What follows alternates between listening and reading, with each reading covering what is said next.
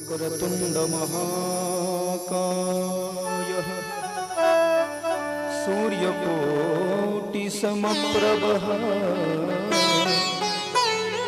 निर्विघ्नं कुरु मे देव सर्वकार्येषु सर्वदा सच्चिदानंद रूपाय विश्वोत्पत्त्यादिहेतवे तापत्रय विनाशाय श्री कृष्णाय वयं नुमः। ओम नमो भगवते वासुदेवाय हरये परमात्मने प्रणतक्लेशनाशाय गोविन्दाय नमो नमः।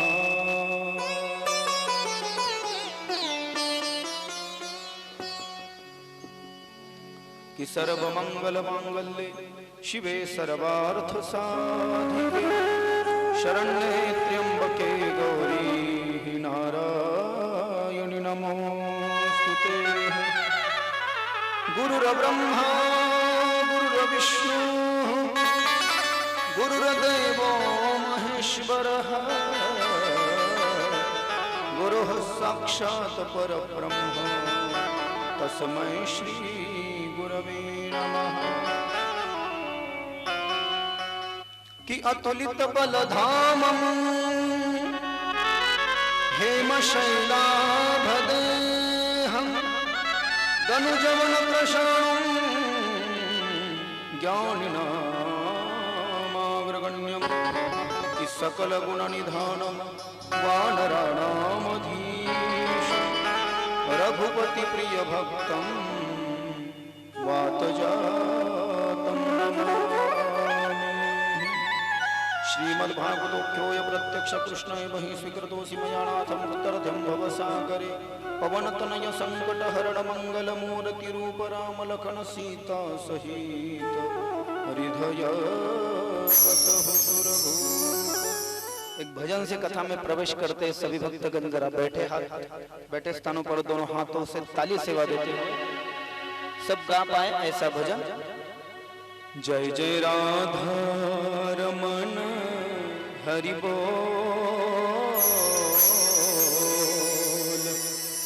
जय जय राधा रमन हरि बोल।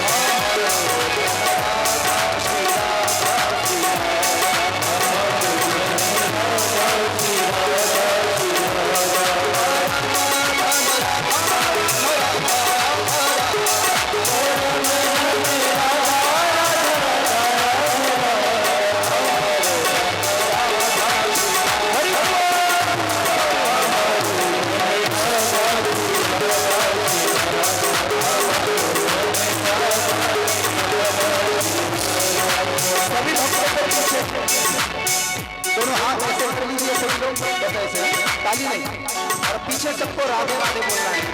क्या? राधे राधे। वृंदावन में राधे राधे, आप सभी को बोलना है राधे। वृंदावन में नंदगांव में राधे राधे, सारणी में राधे राधे, राधे राधे, नीलकंठ पे राधे राधे, राधे राधे, मानसजी में राधे राधे, राधे राधे,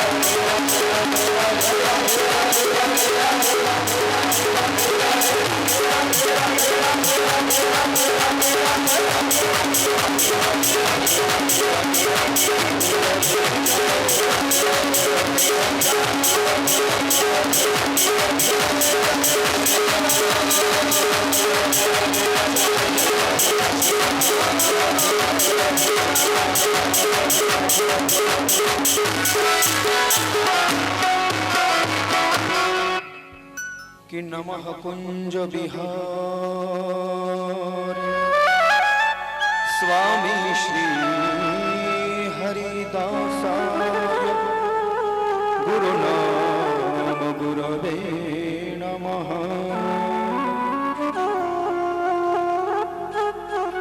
श्री राधा मेरी स्वामिनी और मैं राधे जू को दास, जन्म जन्म मोह दीजियो श्री चरण को वास, श्री वृंदावन को वास।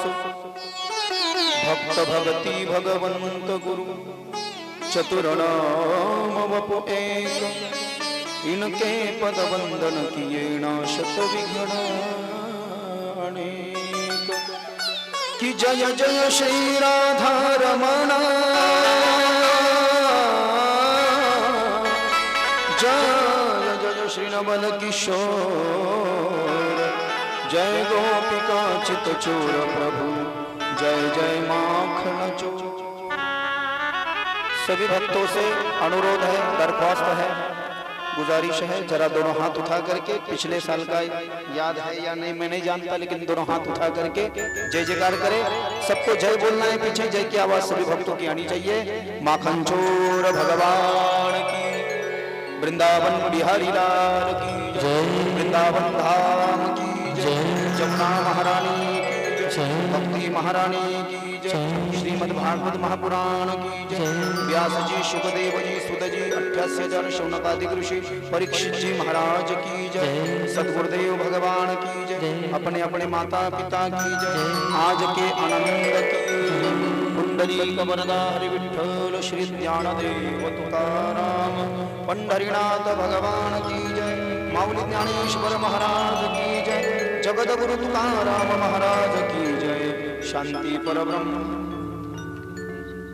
एकनाथ महाराज की। अवधूत चिंतन श्री गुरुदेव दत्त दत्त दत्त श्री राजा।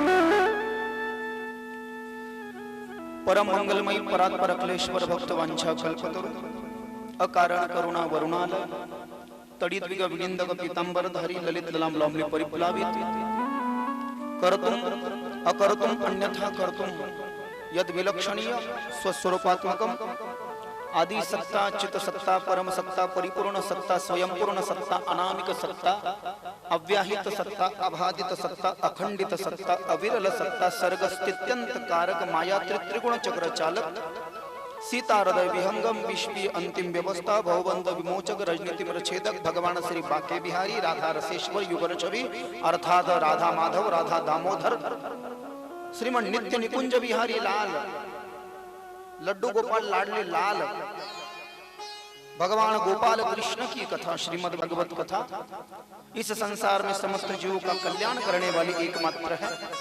25 गुणों से ज्यादा गुणों की प्राप्ति कराने वाली है तो श्रीमद् भागवत कथा ऐसी यह सुरस अविट पवित्र मीठी अद्भुत अनंत अविनाशी अनुपमेय अपरिहार्य अलौकिक भगवान श्री कृष्ण का प्रति वांग्मय स्वरूप, भगवान कृष्ण का यह बोलता हुआ रूप, साक्षात विग्रह ठाकुर जी का, और पुराणों की ये परम संगीता, वैष्णवों का तिलक, और पुराणों का मुकुटमणि, पुराणों में सर्वश्रेष्ठ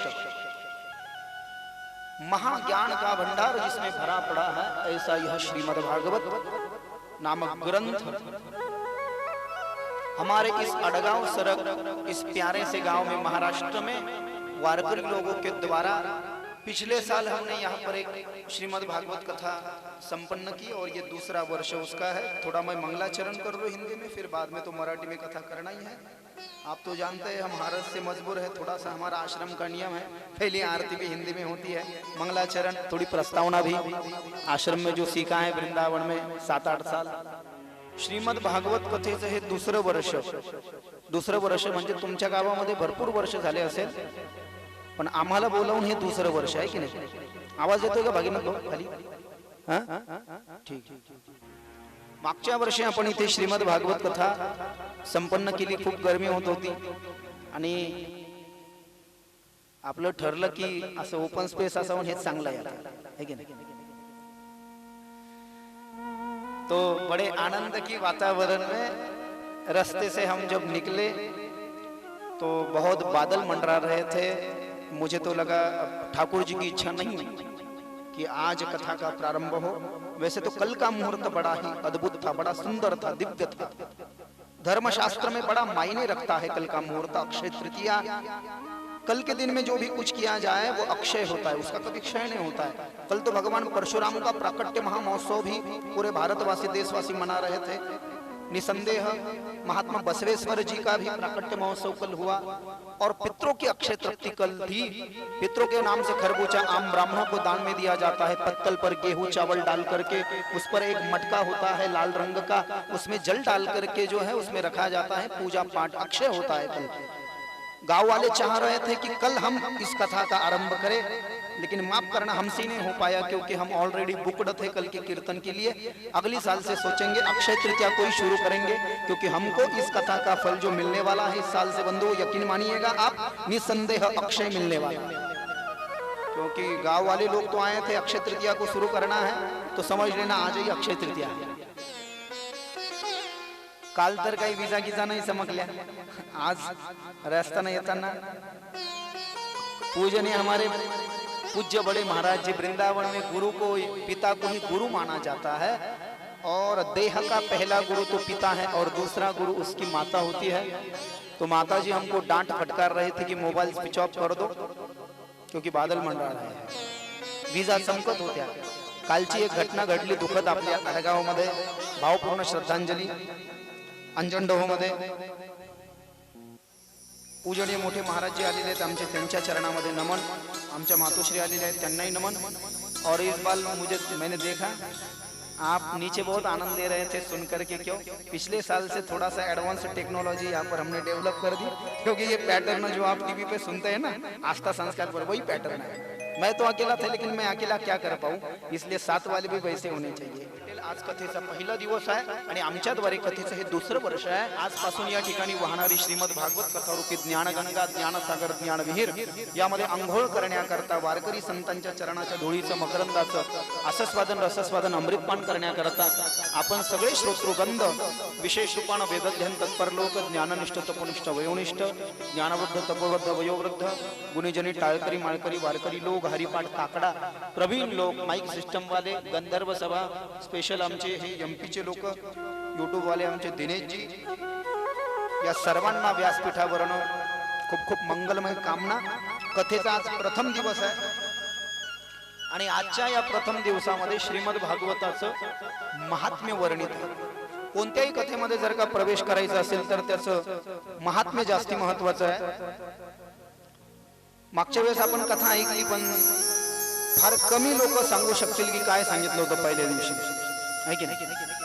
भागवत जरी आहे तर ते दरवेळेस त्याच्या व्याख्या बदलतील, कथा बदलणार नाही।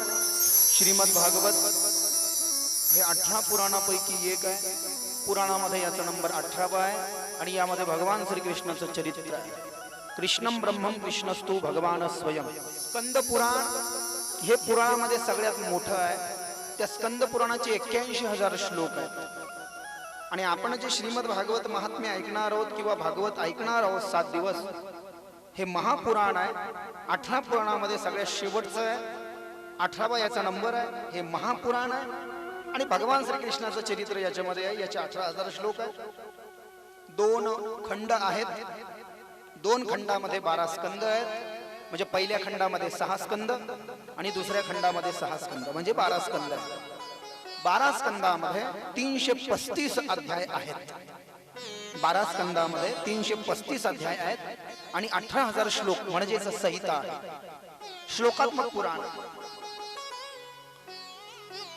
या पुराणामध्ये प्रवेश करण्याच्या पूर्वी हे पुराण आपण का ऐकावं याच्या करता भागवताचं महात्म्य आलेलं आहे आणि ते विश्व प्रसिद्ध आहे.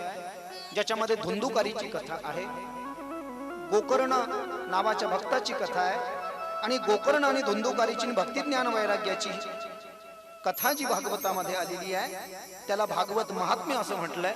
आणि हे भागवत महात्म्य स्कंद पुराणाहून भागवतात घेण्यात आलं. जे स्कंद पुराण पुराणामध्ये सगळ्यात मोठं आहे. मी आत्ताच सांगितलं त्याचे 81,000 श्लोक आहेत. दुसरं पद्मपुराण आहे. त्या पद्मपुराणाचे 55,000 श्लोक आहेत. नारद पुराण आहे त्याचे 25,000 श्लोक आहेत. शिवपुराणाचे 24,000 श्लोक आहेत.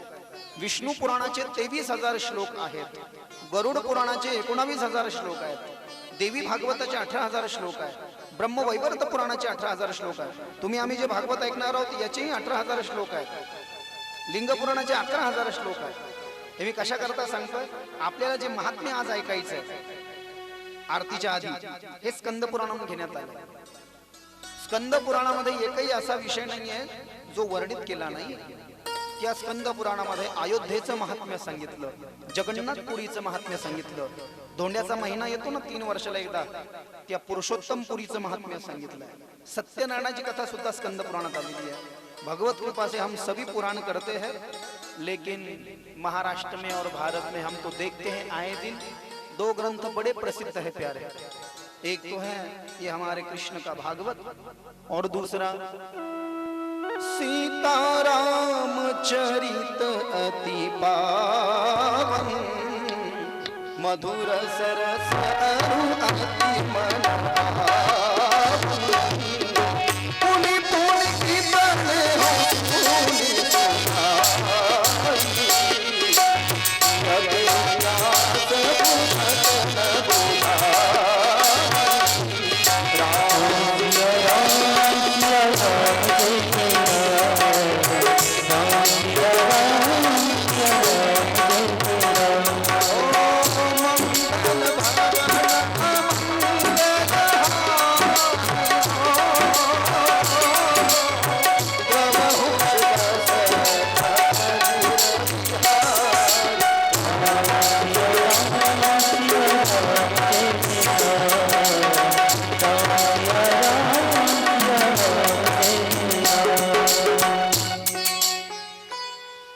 राम कथा.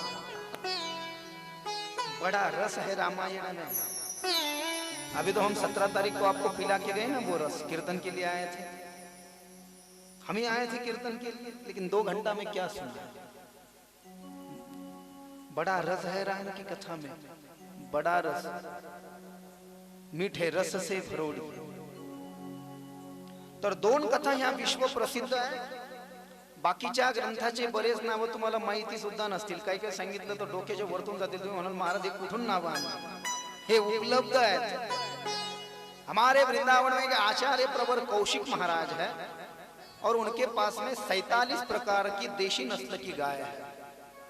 और वृंदावन में उन्होंने ऐसी गौशाला बनाई है कि उन्होंने, हालांकि संस्कार और सत्संग टीवी चैनल पर रोज उनकी कथा होती है, उन्होंने टीवी से ये बयान दिया कि जब मेरी गौशाला बनकर के पूरी हो जाएगी, ऐसी वैसी गौशाला नहीं बना रहे, जानते हो कैसी बना रहे हो, लगभग 4 मंजिल की बिल्डिंग बनवा रहे हैं गौ माता के लिए और हमारे वृंदावन में गौ माता को जानवर नहीं समझा जाता, अरे प्यारे, नहीं, राष्ट्र माता समझा जाता है। आप जानते हो वृंदावन की गर्मी भी बड़ी कठिन होती है प्यारे, तो गर्मी के दिनों में गौ माता को कूलर लगवाए जाते हैं, ठंडे कूलर लगवाए जाते हैं।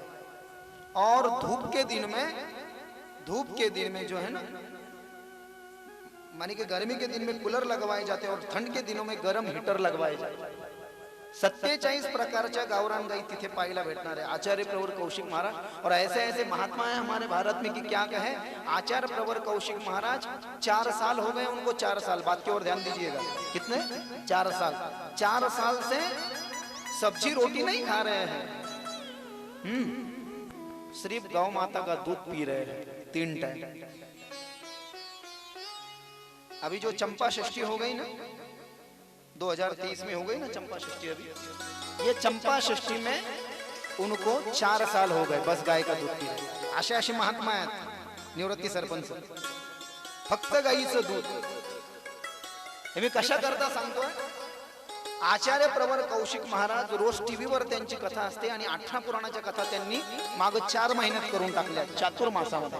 चातुर्मास में उन्होंने संस्कार चैनल पर उनके तुलसी तपोवन गौशाला, शायद उनके आश्रम का नाम है, हाँ, तुलसी तपोवन गौशाला वृंदावन में 4 महीने में 18 पुराण की कथा लाइव कर दी। मैं ये बात क्यों कह रहा हूँ, क्यों इसका जिक्र कर रहा हूँ, जास्ती ग्रंथ आपल्याकडे लाभत नाही, भागवत रामायणात लावतात, तेच लावते लावते बेजारा होऊन जातात आपल्याकडे। आता विजा चमकत होत्या, समस्या वांदेच वांदे हो, सगळ्या समस्या असतात, इतकं सोपं नाही। म्हणून भागवत आणि रामायण आपल्याकडे प्रसिद्ध आहे आणि त्या भागवतामध्ये रसों वही सह, ऐसा रस है भागवत में, ऐसा रस है, एक बार कोई आदमी यदि पी ले तो उसकी प्यास नहीं मिटने वाली, फिर उसकी पिपासा मिटने वाली नहीं। आणि म्हणून या रसाची प्राप्ती होण्याकरता याचं महात्म्य की का ऐकावं आम्ही, का ऐकावं। मागच्या वर्षी ऐकलं, याही वर्षी ऐकू आपण, पुन्हाही पुढच्या वर्षी लोक इच्छा करतील, सांगता येत नाही का, तर त्याचं कारण असं आहे, याचं महात्म्य फार अद्भुत आहे। काय महात्म्य आहे ही कथा, सगळ्यात अगोदर भगवान विष्णूनं ब्रह्मदेवाला सांगितली 4 श्लोकामध्ये, त्याला भागवतामध्ये चतुश्लोकी भागवत असं म्हटलंय। भगवान वाच अहमेवा समेवाग्रे नान्यदद सद सद परम पश्चादहं यदेतच्च यो वशिष्येत सोऽस्म्यहम् ऋतेर्थं यत प्रतीयेत न प्रतीयेत चात्मनि तदविद्यादात्मनो माया यथा भासो यथा तमः यथा महान्ति भूतानि भूतेषु च वचेष्वनुः प्रविष्टानि प्रविष्टानि तथा तेषु न तेष्वहम् एतावदेव जिज्ञासं तत्त्वजिज्ञासुनात्मनः अनवयव्यतिरेकाभ्याम् यतः स्यात् सर्वत्र सर्वदा। 9, 2, 9, 32, 33, 34, 35, 2, 9, 32, 33, 34, 35 श्रीमद् भागवत स्कंद नंबर 2 अध्याय नंबर 9, स्कंद नंबर 2 अध्याय नंबर 9 श्लोक नंबर 32, 33, 34, 35।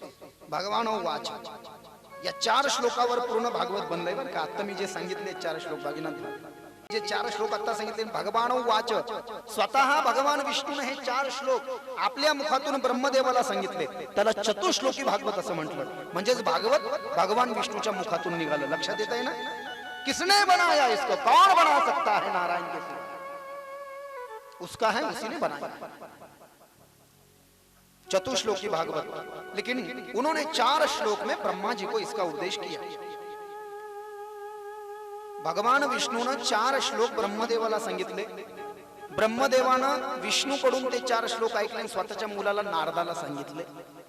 नारदानं ते 4 श्लोक, सरस्वती नावाची नदी आहे, सरस्वती नावाच्या नदीच्या तटावरती एक शम्याप्राश नावाचा आश्रम आहे आणि त्या आश्रमामध्ये महर्षी वेदव्यास राहतात। कोण आहे, भगवान विष्णूच्या 24 अवतारापैकी 22 अवतारापैकी 17 नंबरचे अवतार आहेत महर्षी वेदव्यास। कृष्ण द्वैपायन व्यास अज्ञानी लोकांना ज्ञानाचा मार्ग प्रशस्त करण्याकरता जिन्होंने वेद का अनेक शाखाएं की, वेद बड़ा एक ही था, वेद बड़ा कठिन था, लोग नहीं जान पाते थे, नहीं समझ पा रहे थे, लोग उसको छू भी नहीं पा रहे थे प्यारे। तो कैसे लोगों को ज्ञान हो सके, इसलिए एक वेद के 4 वेद बनवाए, उपनिषद बनवा डाले, ब्रह्मसूत्र बनवा डाले, छंद उपनिषद और फिर पुराण बनवा डाले। ऐसे महर्षी वेदव्यास भगवान विष्णूनं ब्रह्मदेवाला, ब्रह्मदेवानी नारदाला, नारदानं व्यासाला सांगितलं। आणि व्यासानी काय केलं, व्यासानी काय केलं, विशाल बुद्धी रूपीनो स्वतःच्या बुद्धीला वापरून 4 श्लोकाचे 18,000 श्लोक लिहिले। एवढं जर का तुम्हाला आज कळालं तर सगळं भागवत कळालं। काय म्हटलं मी की कोणी बनवलं, कधी बनवलं, हेच लोकांना मागच्या वेळेस कोणी मला विचारलं लक्षात येत नाही। शुकाचार्य वेगळे, सूत वेगळे। मला कोणतरी विचारलं, मी सांगितलं शुकाचार्याने राजा परीक्षितीला कथा सांगितली। सूत कोण आहे? सूत महाराज, सूत महाराज हे रोमहर्षणाचे पुत्र आहेत। आणि रोमहर्षण कोण आहेत? रोमहर्षण हे महर्षी वेदव्यासांचे शिष्य आहेत। 4 वेद बनवले, थोडा भाग राहिला तर 5वा उपवेद बनवला, त्याचं नाव इतिहास पुराण। तो इतिहास पुराण रोमहर्षणाला दिला होता। हे 4 वेद जेव्हा बनवले, 4 शिष्यांना शिकवले आणि शिकवल्यानंतर सांगितलं तुम्ही जगामध्ये याचा प्रचार प्रसार करा। 5वा उपवेद बनवला इतिहास पुराण, तो रोमहर्षणाला दिला। रोमहर्षणाचे पुत्र होते सूत, आणि सूत हे पुराणाचे ज्ञानी आहेत। नोहे उत्तर प्रदेश मध्ये जे नैमिषारण्य तीर्थ आहे, त्या नैमिषारण्य तीर्थामध्ये 18 पुराणाच्या कथा एक एक करून वेगवेगळ्या कालखंडामध्ये सूत महाराजांना 88,000 शौनकादिक ऋषींना सांगितलं। कोणाला सांगितले? शौनकादिक ऋषी, जे अध्यात्म प्रवीण है। हाँ, भगवान की कथा सुनने में बड़ा मन है उनका, बड़े हृदय गदगद हो जाता है उनका। भगवान की कथा सुनने के नाम से बस सुनाने वाला वैसा कोई मिल जाए प्यारे, रस से भरा ऐसा हो उसमें कि उठने ही न दे लोगों को 12-12 घंटा। अब तो 3 घंटा भी बहुत ज्यादा हो जाता है कथा में। पहले तो 7-7 घंटा की कथा होती थी, हम भी करते थे। कमर टूटने तक कथा किए हमने, पीठ में दर्द होने तक काशी में। हम सवेरे 10 बजे बैठ जाते थे व्यासपीठ, 5 बजे तक छुट्टी नहीं थी फिर किसी को। हाँ, लोग तो उठ जाते थे भैया, हम तो वही बैठ जाते थे जब करते करते।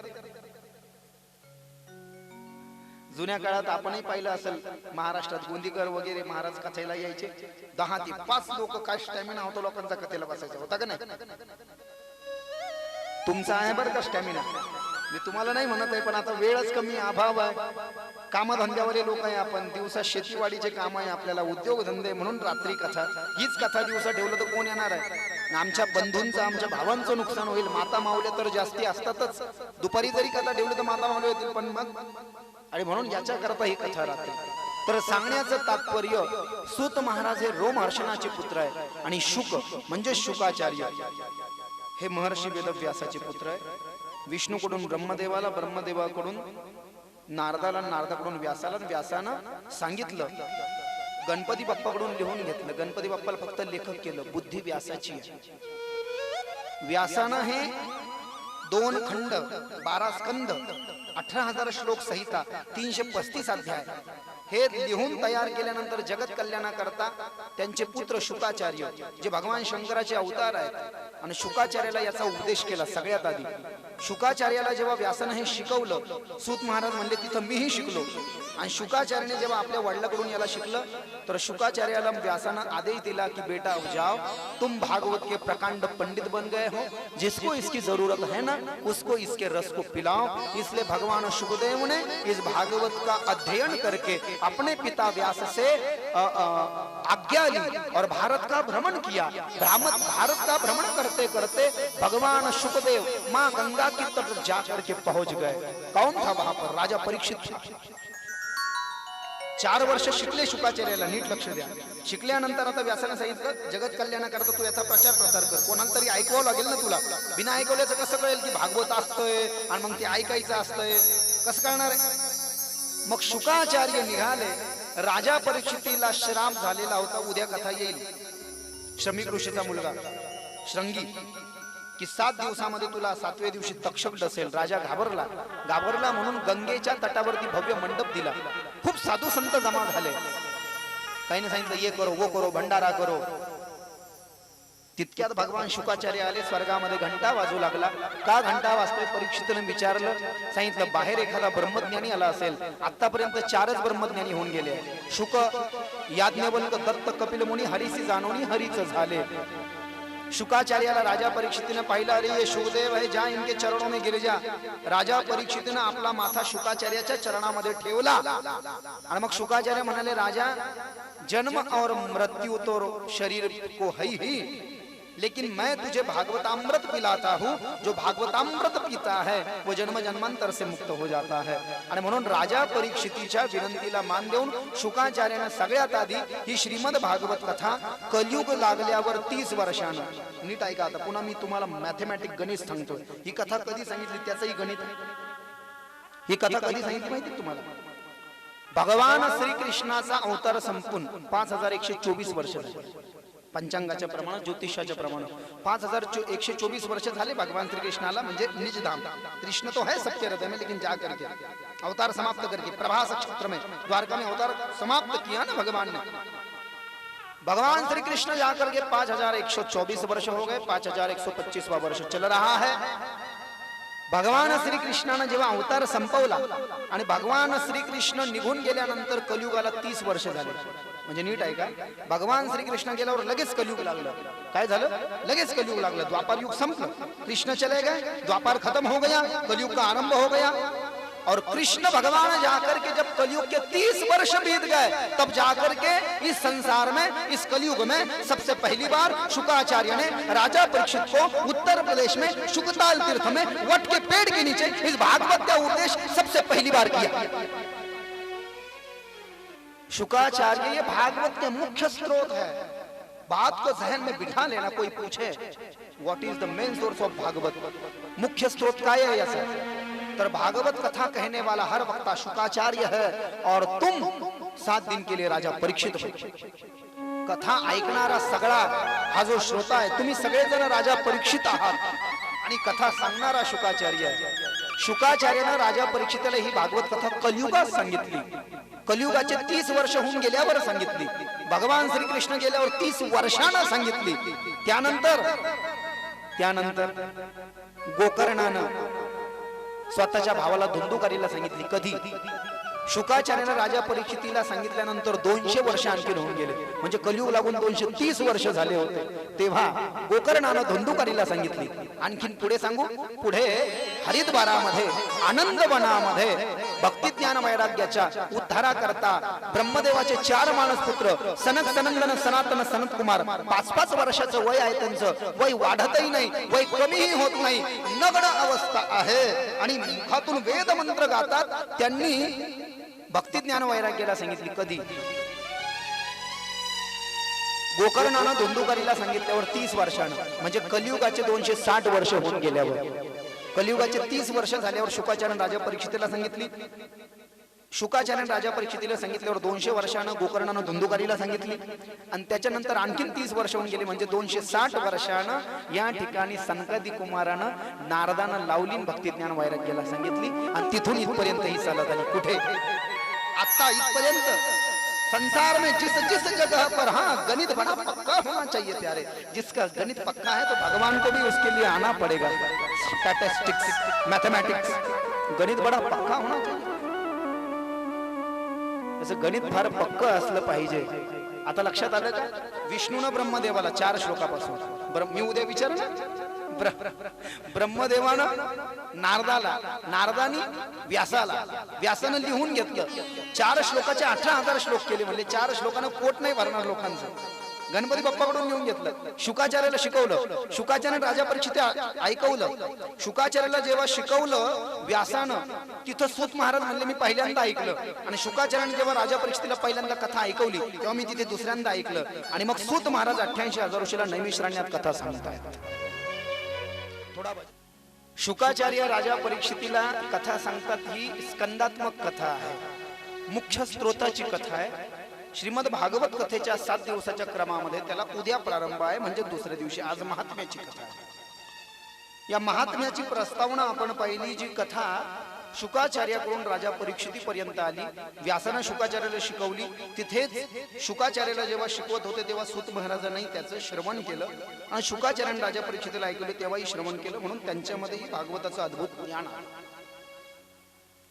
आणि म्हणून 88,000 शौनकाधिक ऋषी सूत महाराजांकडे आले आणि सूत महाराजांना प्रणाम करून म्हणाले, तुम्ही पुराणाचे प्रकांड पंडित आहात, तुमच्या मुखारविंदातनं आम्हाला श्रीमद भागवत कथा ऐकायची, तुम्ही आम्हाला भागवत कथा सांगा. तेव्हा सूत महाराजांना 88,000 ऋषींना नैमिषारण्य तीर्थामध्ये भागवत कथा सांगितली. ज्या नैमिषारण्याच्या निर्मितीची कथा अद्भुत आहे. ब्रह्मदेवानं आपल्या मनातून एक चक्र सोडलं होतं. चक्राचं नाव आहे मनोमय. मन आणि मय, मय म्हणजे पळणं, मनातून निघून पळतं म्हणून मनोमय. ब्रह्मदेवाच्या मनानं पळतं, काम करून पुन्हा मनातच वापस येतं. ब्रह्मदेवानं जे चक्र सोडलं होतं मनोमय नावाचं, त्या चक्राला 1000 आर्या होत्या. हिंदी में धार कहते हैं उसको, मराठी मध्ये आर्या, संस्कृत में निमी. ब्रह्मदेवानं जे चक्र सोडलं होतं त्याला 1000 धारा होत्या, 1000 निमी होत्या. चक्राची स्पीड जास्ती होती, गती जास्ती होती, म्हणून 1000 धारापैकी 1000 निमी पैकी एक निमी, त्या चक्राची एक निमी ज्या जागेवर तुटून पडली त्या जागेला नैमिषारण्य नाव पडलं. दुसरं एक कारण असं आहे, प्रत्येक माणसाच्या एक डोळा महत्वाचा अवयव आहे. डोळ्याला पापणी आहे. एकदा डोळा उघडून बंद करण्याला एक निमिष असं म्हणतात. काय म्हणतात? एकदा डोळा उघडून बंद करायला एक निमिष असं म्हणतात. ब्रह्मदेवाने जे चक्र सोडलं होतं ते एका निमिषातच तिथं जाऊन पडलं, म्हणून नैमिषारण्य. दुसरं कारण नैमिषारण्याला नैमिषारण्य नाव पडण्याचे कारण. तिसरं कारण एक निमी नावाचा राक्षस तिथे राहत होता, त्याचा वध भगवंतानं तिथे केला, म्हणून नैमिषारण्य. त्या नैमिषारण्यामध्ये सूत महाराज 88,000 ऋषींना कथा सांगतात. नीट क्रम लक्षात घ्या. सूत महाराज 88,000 ऋषींना नैमिषारण्य तीर्थ कथा सांगतायत. कधी? शुकाचार्याने राजा परीक्षितीला सांगितल्याच्या नंतर ते ऐकून. शुकाचार्य तर उद्यापासून येतील राजा परीक्षितीच्या जन्माचा जसा क्रम भागवतात पुढे जाईल. ये श्लोक जो हमने गाया, इस श्लोक का बड़ा ही व्याख्या और बड़ी अद्भुत अर्थ किए जा सकते हैं. इस श्लोक में भगवान के 3 नाम गाए हैं, भगवान के 3 कार्यों का वर्णन हुआ है और भगवान अपनी भक्तों पर 3 कृपा करते हैं. 3 कृपा के दर्शन कराए गए हैं, उनके 3 कार्यों का वर्णन किया गया है और उनके 3 नामों का यहाँ पर उपदेश किया गया है. 3 नाम है भगवान के. सत, पहला शब्द आया सत. भगवान सच्चे, देव खरा आहे सत. देव खरा है, सत्य सत्य सत्य सत्य तू विठ्ठल. दूसरा शब्द आला चित. भगवान चित्त को स्थिरता देने वाले हैं. जब तक भगवान को चित्त में स्थिर न किया जाए तब तक मनुष्य को उसके कल्याण का मार्ग नहीं मिलता. जब तक भगवान को चित्त में स्थित न किया जाए. मनुष्य के चित्त को स्थिरता देने वाले भगवान. भगवान सच्चे हैं, भगवान चित्त को मोहने वाले हैं. और तीसरा शब्द है रूपाय, सच्चिदानंद रूपाय. आनंद. देव खरा आहे, देव चित्ताला वेधणारा आहे आणि देव आनंद स्वरूप आहे. विश्वोत्पत्त्यादि हेतवे, जिसने इस विश्व को बनाया है, जो इसको पाल रहा है और जो इसको मिटाने वाला है. 3 कार्य, बनाना, पालना और मिटाना. और 3 कृपा अपने भक्तों पर करते. क्या करते? तापत्रय विनाशाय. 3 तापों का शमन करते हैं भक्तों का. आध्यात्मिक, अधिभौतिक आणि अधिदैविक. या 3 तापाचं शमन करतात भक्तांचं. 3 कार्य करतात जगामध्ये देव. संसाराला बनवतात ब्रह्मदेवाच्या रूपानं, भगवान विष्णूच्या रूपाने याचं भरण पोषण करतात आणि शंकराच्या रूपाने 3रा डोळा उघडून उचित समयोपर्यंत याचं संहार करतात. हे 3 कार्य करतात. 3 तापाचं शमन करून 3 कृपा करतात भक्तावर आणि त्यांचे 3 नाव आहेत. सच्चिदानंद रूपाय. और ऐसे कृष्ण, ऐसे भगवान कृष्ण, श्री कृष्णाय वयम नमः, हम उनको नमस्कार करते हैं. ऐसा अर्थ इस श्लोक का. व्याख्या तो बड़ी की जा सकती है लेकिन समय का अभाव. और दूसरे श्लोक में शुकाचार्य के जन्म का संकेत मात्र किया, क्योंकि शुकाचार्य भागवत के मेन है. इसलिए यम प्रव्रजंत मनुपेत मपेत कृत्यम द्वैपायनो विरह कातर आजुहाव. पुतरेति तन्मतया तरमोभिणे दुस्तं सर्वभूतं हृदयं मुनिमानतोस्मि. शुकाचार्याचा जन्म रांजणात झाला. व्यासाच्या आश्रमामध्ये झाडाखाली एक रांजणामध्ये लाकडाचा रांजण, हातामध्ये एक लाकडाचा रवी आहे. जुन्या काळातले साधू संत लाकडाला लाकूड घासून आग तयार करायचे. शुकाचार्याचा जन्म व्यासापासून झाला, लाकडामध्ये झाला, त्या लाकडाचा रांजनाथ झाला, म्हणजेच अरणी पात्रात झाला. लाकडाला अरणी पात्र असं म्हणतात संस्कृतमध्ये. 12 वर्ष शुकाचार्य त्या अरणी पात्रातच राहिले आणि 12 वर्षाच्या नंतर एकाएकी बाहेर निघाले. आणि शुकाचार्य हे जन्मापासून विरक्त वृत्तीचे होते. बदन पर कोई कपड़ा नहीं, सर पर बाल नहीं, और बड़ी अद्भुत छटा है शुकाचार्य की, क्या कहे प्यारे आपको. पैर में चप्पल नहीं, हाथ में ग्रंथ नहीं, जहां बैठ जाए शुकाचार्य वहीं से ज्ञान की गंगा बहना शुरू कर दे. निर्ग्रंथा, एक भी ग्रंथि नहीं. कौन सी ग्रंथि? सर पर बाल नहीं तो ग्रंथि नहीं, और हाथ में भी कोई ग्रंथ नहीं. हमारा अमका सागर, टमका सागर, फलाना सागर, इसकी किताब, उसकी किताब, दृष्टांत सागर. अरे नहीं प्यारे शुकाचार्य, जहां बैठ जाए वहीं से ज्ञान की गंगा बहना शुरू कर दे. ऐसे महायोग, ऐसे परमहंस आत्मा रामस्य मुनयो निरग्रंथाप्युरुक्रमे कुर्वन्ते हेतु किं भक्त्याम मिथ्यम भूत गुणो हरि. 1:7-10 स्कंद नंबर 1 अध्याय नंबर 7 और श्लोक नंबर 10 श्रीमद भागवत. आत्मा रामस्य मुनयो, स्वतःच्या आत्म्यामध्ये रममान राहतात. निर्ग्रंथ, एकही ग्रंथी त्यांच्याकडे नहीं है, सब ग्रंथियां छूट चुकी है. इसलिए बदन पर कोई कपड़ा भी नहीं है. अपने पिता को नमस्कार किया शुकाचार्य ने. पिताजी आशीर्वाद दो. संसार किम रूपेण, संसार दुख रूपेण. ये संसार विषयों से भरा हुआ है और विषयों से भरे संसार में मैं नहीं रहना चाहता. मैं तो जंगल में जाकर के भगवान का खूब भजन करूंगा. मुझे जाने की आज्ञा दीजिए. मत जा पुत्र. व्यास जी को रोना आ गया, आंखों से अश्रुधाराएं बहने लगी. अरे पुत्र ये क्या, अभी ही तू आया है और अभी चल जाएगा, तो ऐसे कैसे होगा.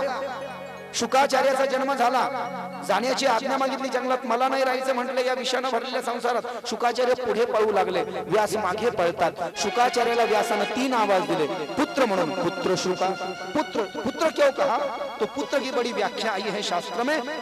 28 नरकों का वर्णन हम आगे करेंगे भागवत में 5वें स्कंद में. उसमें एक नरक है पुन्नाम. पुन्नाम नरकात तारयन्ति ही इति नाम पुत्राः. जो पुत्र अपने पिता को पुन्नाम नरक से तारता है श्राद्धादि कर्म करके, उसको ही पुत्र कहते हैं. बेटा तू यदि चला जाएगा और मैं यदि पुन्नाम नरक में चला गया मरने के बाद में, तो तू तेरे बिना मेरा श्राद्ध कौन करेगा रे पुत्र.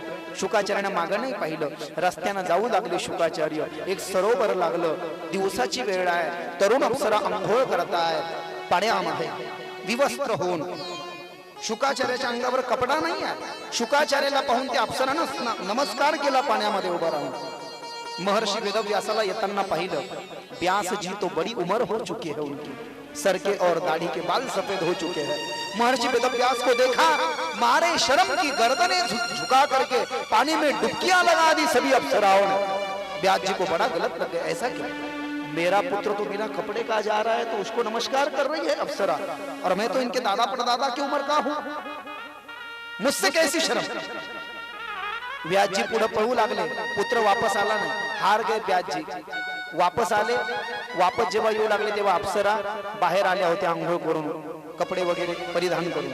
विचारलं का ग मुलींनो, माझा पुत्र बिना कपड्याचा गेला, त्याला तुम्ही पाण्यातून नमस्कार केला, आणि मी तुमच्या बापाचा आजोबाच्या वयाचा आहे, मला तुम्ही लाजले असं का.